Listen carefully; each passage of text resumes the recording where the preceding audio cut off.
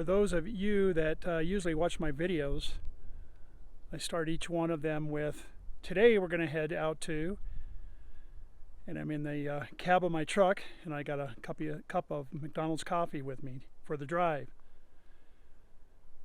This area is so remote in Nevada that it certainly takes more than a drive to get here, or a day's drive, resulting from me having camp coffee instead of McDonald's coffee.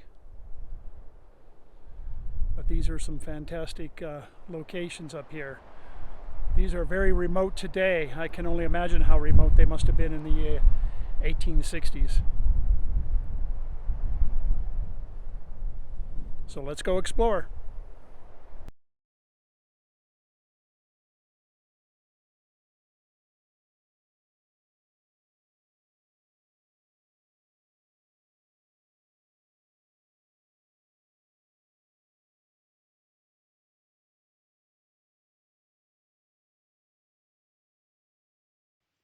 As we're driving along in beautiful central Nevada and very rural central Nevada, wanted to share a story with you about the founding of this particular district. The district was said to be discovered in 1866, but no details of the early history are known. Mining began in 1871 when a test lot of ore was sent to Austin, Nevada for milling. Originally organized as the Green Isle District in 1873, the name was soon changed to Jefferson. The town of Jefferson started in 1874 and reached its peak in 1876 with a population of about 800. The two principal mines in the areas at that time were known as the Prussian and the Jefferson. 10 stamp mills were installed on both the Prussian and the Jefferson mines in 1874, and most of the recorded production of the district came from these two mines in the period of 1874 through 1878. A two-part town had developed by about 1874. The lower town contained the mine sites and 2 stamp mills. The upper town to the east supported stores, blacksmith shops, a livery stable, offices, restaurants, sawmills, hotels, and express office, and other such enterprises. By 1881, when the mines were exhausted, Jefferson had been abandoned. Subsequent mining operations proved to be unsuccessful, and the town was completely abandoned by the 1930s. Many of these mines continue to have activity or at least express interest. Many conglomerations of investors are always looking at these towns, especially back then, and they usually hire mining engineers to do a property survey and make some suggestions as to whether it's worthy of an investment or not. One of the early mining reports that I found was dated December 15 of 1906. It was produced by Professor George Hopkins of Manhattan, Nevada. He addressed it to Mr. L.A. Stokely. Mr. Stokely was particularly interested in the mine claim of Sierra Nevada, it was called. It was a group of mines situated in the Jefferson Canyon. And the report goes on to explain all of the various facilities and is rather detailed about the location of the mine, of course, the elevation of the mine. And here's a particular note in the report that says the property has been held and worked by one man for more than 33 years, taking out and shipping all of the high-grade ore and placing the remainder in a convenient dump so that it can or might be worked later on when conditions were more favorable. In addition, Mr. Stokely had taken the report that was created by Mr. George Hopkins, and he in turn took some of that information and added to his knowledge of the area. And he had written a report to potential investors, and the name of that company was the Jefferson Gold and Silver Mining Company. Mr. Stokely had got very detailed about the amount of equipment that was left over there at the site that he found. And he writes, there's a complete new revised Huntington mill of 90-ton capacity, 2 concentrating tables, and 2 ore crushers, a Hercules rock breaker and a high roller crusher. Also a complete and up-to-date cyanide plant, of 150-ton capacity, an 80 horsepower coreless engine, and 50 horsepower boiler. There are 4 well-equipped blacksmith shops, also a well-equipped assay office, half a dozen ore cars, tracks, and some switches. Also, according to Mr. Stokely, there seems to be very good living quarters and enough equipment and tools to supply a team of 100 men. As you can only expect, they had to get pretty detailed to try to justify investments from these folks that have never been to the site or seen the site. So it was pretty evident that the Jefferson Gold and Silver Mining Company did purchase and operate this mine. I can tell that because I was looking at another property report that was dated August of 1919, where the Jefferson Gold and Silver Mining Company was trying to sell the property. This photo right here is one of the significant structures that I noticed on the way up Jefferson Canyon. This was the lower Jefferson town site. This happens to be right at the confluence of the Berlin Canyon and Jefferson Creek. That's where the original town site was. This exhibit also shows Berlin Canyon and the location, approximate location where the first ore was discovered. Here's some photographs of the lower Jefferson City, some of the old rock foundations. A lot of the wooden structures had either been torn down and moved off the site, but this is what's remaining of the lower area. As I was driving up the canyon, I certainly didn't see a lot of water in the creek here. So either at one time this creek was flowing a lot fuller. I did a couple crossings on the way up, but they were very, very small and shallow. Certainly not enough water to sustain a population. But as I was walking around, I saw lots of water pipe around. So it's hard to say what their source of water was, or what little water there was, what did they use it for? They couldn't have done mining and drinking both with that little bit of water that I saw.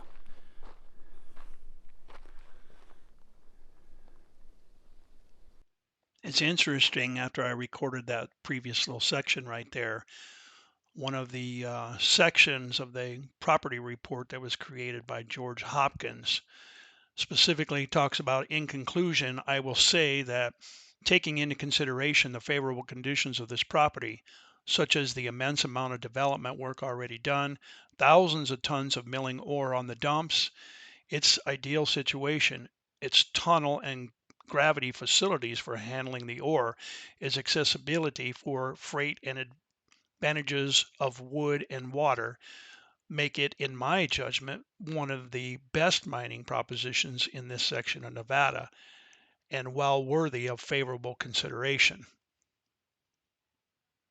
And then I read another mining report that was prepared by an engineer.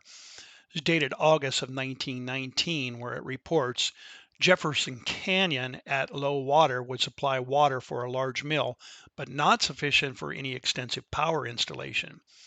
At present, there is a suit pending between the company and the Round Mountain Company over the Jefferson Canyon water. Also, tailings from the Jefferson mill will have to be diverted to some other canyon on account of the Round Mountain intake. This intake is 1.7 miles below the Jefferson mill, yet another intake under construction 2.5 miles below.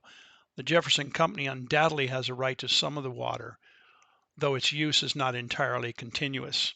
Even as late as 1967, there was another property report that was written by a mining engineer. It talks about water. The remote nature of the area would probably dictate that ores up to $100 in value per ton be upgraded and concentrated. For such activity, plentiful water is required, and Jefferson Canyon is one of the few canyons with a very plentiful supply of running water. An excellent stream runs through the property, and water rights could be filed for to obtain what might be required for a concentrating facility, possibly a flotation mill. So, in my observation of the little stream and what little water was there, it appears that water was not plentiful or is not plentiful at this particular time. So, it still gives you an indication of how dry and what a chronic drought central Nevada has been in lately. Perhaps an old miner's cabin here.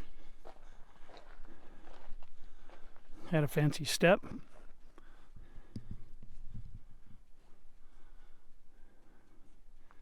This may have been more than a miner shack. It's more than one room.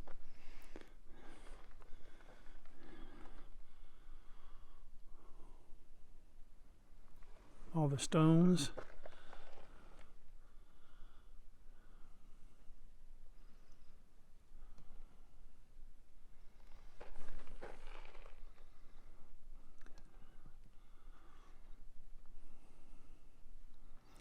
Even out here you got graffiti.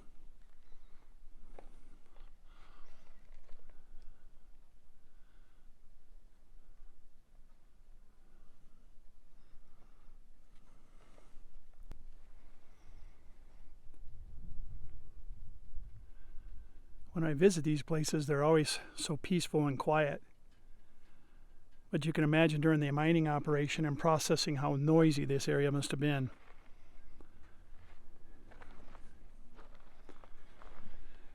I really enjoy roaming around these areas and just looking in to see what's left over. You can see that rock wall right there was part of a process. See that structure way up there was also part of a process. Late afternoon now, so the sun's directly in our face.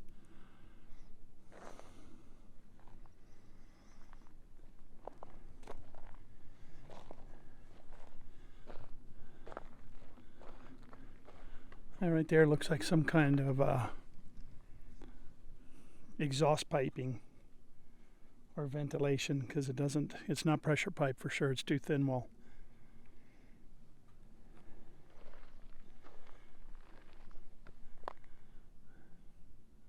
A lot of the iron gets taken away later on.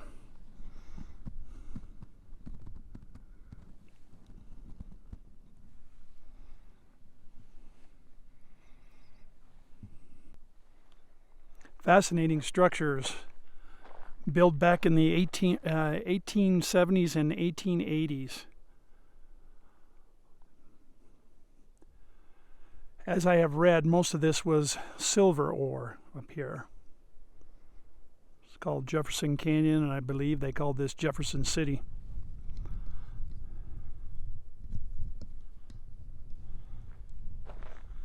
The process is pretty amazing. Looks like a boiler right here. So they had to have water provided to them somehow.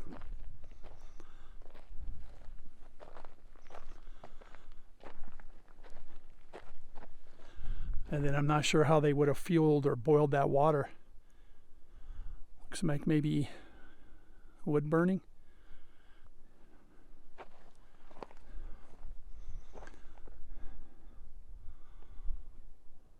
This must have been maybe part of the process, maybe stamp mill.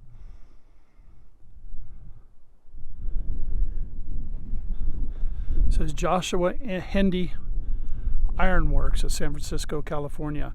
A lot of these mine sites in Nevada I see have this stamp on here. So Joshua Hendy must have been a great resource for this heavy iron for the mining process.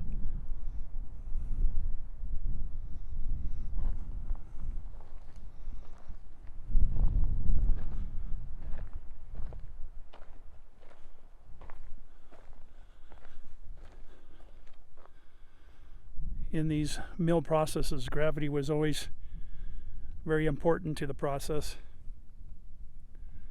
So that's why we're way up here on this hill. We're going to go down and look at some of those structures below. There's some housing and cabins and those other structures, mostly stone structures. We'll go down and look at those in a minute. This must have been the primary hopper. You can see those ore chutes down there at the bottom. And then from there, after they probably separated the ore, and then the process continued downhill. There's a significant amount of structures still standing here, or at least partially.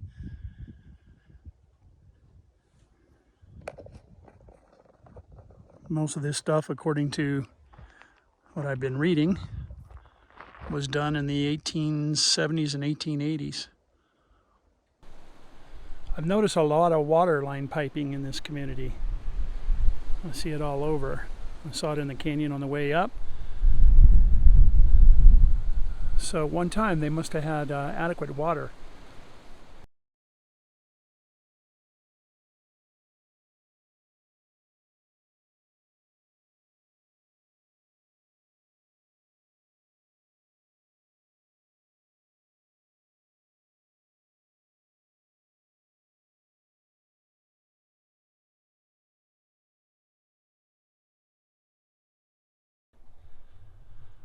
Looks like another miner's cabin. This has many structures, considering how old this is. 1870s. Silver ore first discovered in the 1860s. So these are pretty well preserved.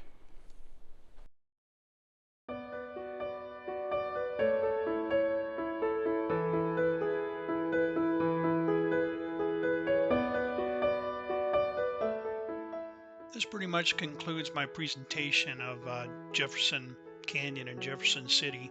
It was a wonderful trip. I'll just leave you with a few random photos that I had taken in the area. It was such a beautiful day out. I hope you guys enjoyed. Thanks for watching.